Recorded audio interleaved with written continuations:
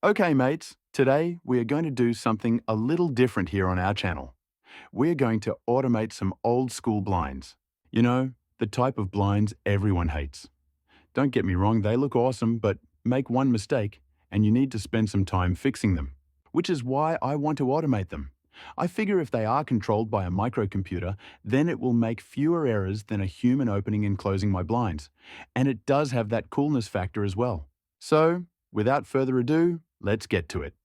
First, we need to figure out a few things so we can make this work. I plan to do this with parts I already have on hand for the most part. First, we will need some kind of motors. We will also need a ball chain pulley. We will also need a pulley for string as well. A box to hold everything. A power supply of some kind. Oh, and one more thing. An actual plan. The first thing to consider is how much force is needed to open blind louvers. Before we get started, I just want to say, I am no physicist by any means, which means I am going to rely on someone or something that is. In this case, my numbers will be provided by ChatGPT for this.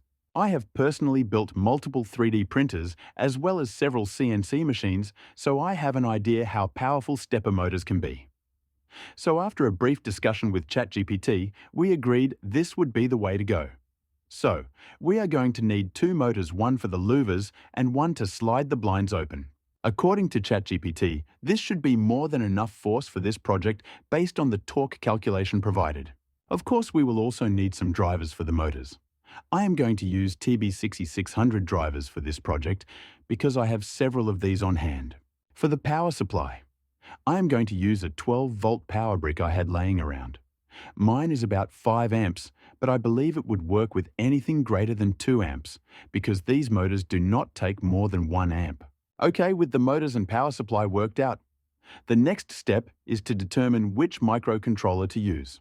For my particular setup, I am going to be using an ESP8266. An ESP32 can also be used. I just happen to have a whole bunch of the ESP8266 lying around, so that is what I will be using for this. Whatever you use, it must have Wi-Fi. Cool, we have our motors, drivers, power supply and microcontroller worked out.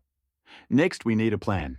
After spending some time thinking about this, I determined I did not want to use any sensors as it would just add to the complexity of this project.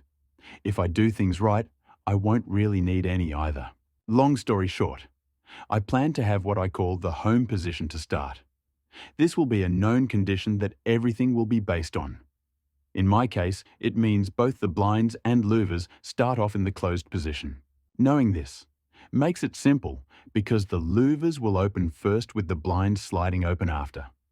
A two-step process, and all I need to know is how far to turn the motor for each step. Remember, based on your setup, these will be different. All I did was start with the louvers and kept tweaking the values until the louvers were open all the way. Then I tweaked the value to slide the blinds all the way open. This is part 1 of 4 in this series. Next, we will construct the actual unit.